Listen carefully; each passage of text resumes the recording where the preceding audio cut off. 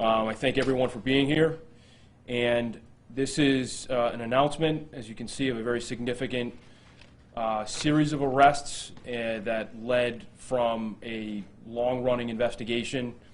As you can see before me, there's a very significant amount of narcotics and firearms and related materials.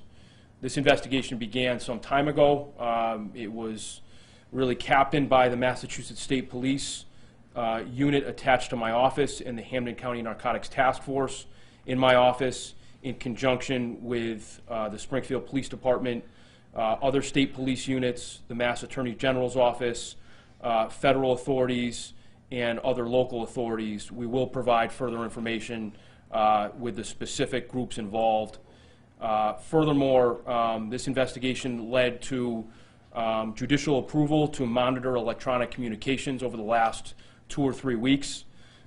This investigation centered on 2 individuals in particular who are believed to be the leaders of a significant and very profitable narcotics trafficking organization here in Western Massachusetts. Through the investigation and the terrific partnership with the various agencies, probable cause was developed over the course of time, leading to December 5th, just a few days ago, when search warrants were executed in the city of Springfield, including a motor vehicle stop. 2 arrests were made at that point. 1 arrest was made at that point of Julian Delgado, who was ultimately charged with trafficking in cocaine over 200 grams. The search warrant also produced, along with the traffic stop, approximately 2 kilos of cocaine. Needless to say, a very significant amount of narcotics. The investigation continued, and on December 7th, 2 arrests were made in the process of serving various search warrants.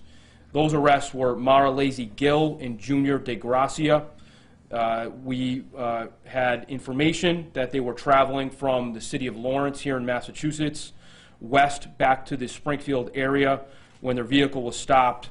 A large quantity of what is believed to be fentanyl was discovered in the vehicle, contained in 6 large bags, which are before me here today, containing approximately 2.87 kilograms of what we believe to be fentanyl. That was, again, found in the vehicle. Subsequently, search warrants were served of the home of Mr. DeGracia and Ms. Gill in Springfield. Those search warrants were executed both in Springfield and Belchertown. Further arrests were made yesterday of John Feliciano and Jose Antonio Diaz, which resulted in a total of 5 arrests. Mr. Gill and Ms. DeGracia were charged with trafficking in heroin or fentanyl over the amount of 200 grams in various charges. Mr. Feliciano and Mr. Diaz were charged also with trafficking in fentanyl, as well as firearms charges and related crimes. As you can see before me, the search warrants executed yesterday in Springfield and Belchertown included the confiscation of various firearms, 11 to be exact. 7 of those firearms were pistols, 2 were rifles, and 1 was an AR-15 assault rifle, as well as a sawed-off shotgun. 2 ballistic vests and about $11,000 in U.S. currency was confiscated, as well as various rounds of ammunition. So as you can see before me and through the information I just provided, this is a very significant operation involving 2 leaders and other individuals who were all arrested. We expect those individuals to be held, if they aren't already, through bail requests by my office. This is particularly significant given what we believe to be an enormous amount, quite frankly, of fentanyl. Here in Western Massachusetts, fentanyl is somewhat commonly found, but it's typically a secondary mixture in what is analyzed and used on the street in the mixtures that are typically characterized as heroin.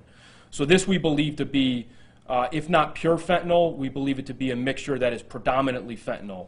Fentanyl, as many people know, is an extraordinarily dangerous and lethal substance, sometimes 50 to 100 times more potent than heroin itself. Literally, granules can prove to be fatal, especially for those who are not accustomed to opiates in their systems. It's a very dangerous substance, even just to be around, let alone to ingest. And the mixtures that are created by drug traffickers and dealers really, as we all know, often prove to be fatal for people who are using these substances on the street. So fentanyl, not unlike heroin, is very lethal, but even more so, really exponentially more serious and more potentially lethal. So we're seeing this now, traveling fentanyl coming from the eastern part of the state here to western Massachusetts. And again, this is a very significant amount.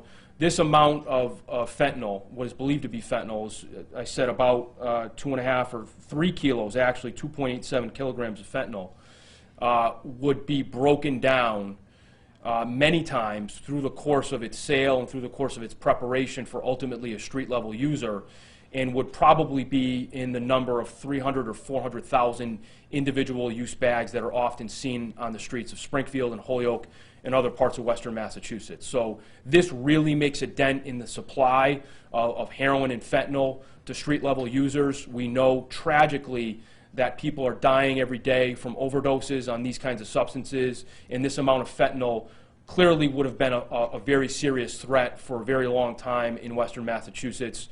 And I commend the investigators and the agencies involved, because I believe they saved many lives with taking these substances off the street, and dismantled an organization that would not have only just peddled these substances before me, but have been and would have continued to supply this area with fentanyl and heroin for a very long time. So this is significant in many ways.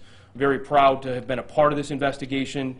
I do want to specifically thank a number of people who were involved. Certainly Colonel Mason and his leadership and the provision of resources for western Massachusetts is significant all the time. I want to thank Deputy Kent and Commissioner Clapprood for their partnership with my office and the Massachusetts State Police.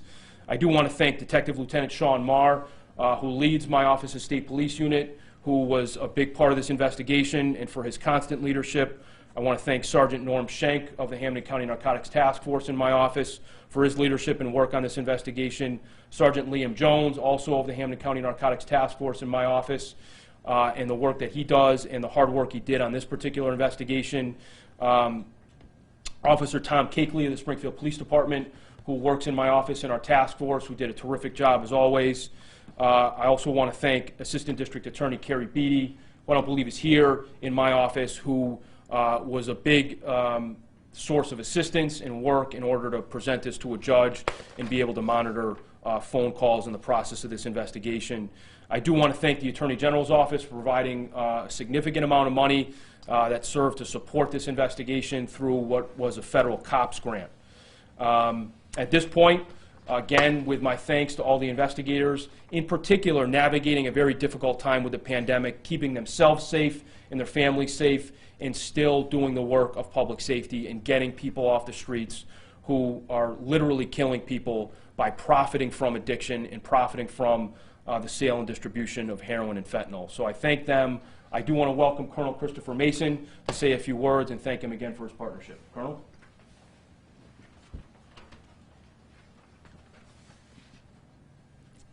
Thank you, sir, and good morning. I'd like to acknowledge and thank the various law enforcement agencies, both local, county, state, and federal, who all came together to provide collaboration that made this case possible. I'm often fond of saying that we are most effective when we work together, and I think that this case certainly illustrates that, and I suggest the results of this case, the seizures you see before you, validate that approach. I'd also like to commend Hampden County District Attorney Gulluni and his staff for his leadership and for their commitment to make our communities safer. They do that through dismantling drug trafficking organizations such as this one and by removing these dangerous drugs from our streets. I'd also like to thank the Attorney General's office for their significant support to make this investigation possible. You see before you 11 guns. Included in the seizures were 2 ballistic vests. I think that speaks volumes to the level of violence that is associated with the drug trade. And I have no doubt that the streets of Hampden County are safer today because of the results of this investigation. I think that also this case should serve as a reminder that the daily good work of the Massachusetts State Police and of all law enforcement continues unabated despite the challenges that are presented by the pandemic. The residents of Hampden County can certainly be reassured that public safety remains a priority, and that this District Attorney's Office and that our agency, along with the other law enforcement agencies within Hampden County, will continue to make public safety a priority for its residents. Thank you. Thank you, Carl. Welcome now, Deputy Chief Steve Kent, of the Springfield Police Department. First of all, I apologize on behalf of the Commissioner. She wanted to be here. She's dealing with a myriad of issues that she deals with every day. So I'm here in her place. That certainly doesn't diminish how pleased she is with the results of this particular investigation. She asked me to convey to you that we are very pleased with our longstanding relationship with the Massachusetts State Police. We have a mutual respect with the State Police. We work very, very well together. The results of that are on the table in front of you. And that is not always the case between agencies, different state, local, and federal agencies. Without much else to add, I would just say that I look forward to working with the Massachusetts State Police in the future. We have another unit coming online that you'll be hearing about probably within the next month or two. Springfield Police Department is thoroughly committed to that partnership, as well as the partnership with the Hampden County Narcotics Task Force and the State Police and Rec Unit. Thank you. Important point made by Deputy Kent. You know, these relationships that we fostered and built between the state police and between the district attorney's office and federal authorities, really state, local, and federal, really benefits the people of Hampden County and the people of this region. The individuals, men and women of law enforcement in this region have really committed to working together to the benefit of the people we serve. And you see it here today in the flesh with Deputy Kent and Colonel Mason. You know, they care, they're individuals who work for them care, and we've decided very thoughtfully to work together to the benefit of public safety and the benefit of our residents in this region. And we're very proud of that. And as the deputy said, you see the results of that before us here today on this table. And again, I think we've saved lives, which we're very happy about, and given people an opportunity towards wellness and gotten some very dangerous substances off the street. And I thank all the agencies involved, all the people involved. I'm happy to take any questions. Stephanie? So you mentioned long running a couple of times. Can you be a little bit more specific about the breadth and the length of the investigation? Yeah, these individuals were on our radar for a period of months, Stephanie. There was a lot of work, as there often is in these kinds of investigations, waiting for opportunities and sort of strategizing as to when is the right time to begin a more earnest investigation. So this is not new. These targets were not new. The investigation really ramped up in terms of judicial authority to listen to phone calls and other measures in the last month or 3 weeks. But this has been on our radar collectively for quite a long time. And just one follow-up. The individuals were on your radar. Were they on your radar because you suspected they were dealing with fentanyl specifically? There was, I think, a notion of that, but we really knew they were dealing in opiates and heroin. So we knew that was a possibility, but it was really focused on the opiate dealing, really less specific than fentanyl. Mm-hmm. Do we know just how far-reaching their drug trafficking operation really was, obviously beyond Western Mass, too? Yeah, and that's probably something some of the investigators know, just given the details of the investigation, the observations over the course of time. But clearly, when you talk about one delivery at almost 3 kilos of what we believe to be fentanyl in particular, Mike, that's important because fentanyl, like I said, can be so diluted and still provide the sort of force to the individual user as desired, that this could have really spread much larger than the Springfield region. I can't speak specifically to that, but given the volume of product here, I think this was a very substantial drug trafficking operation.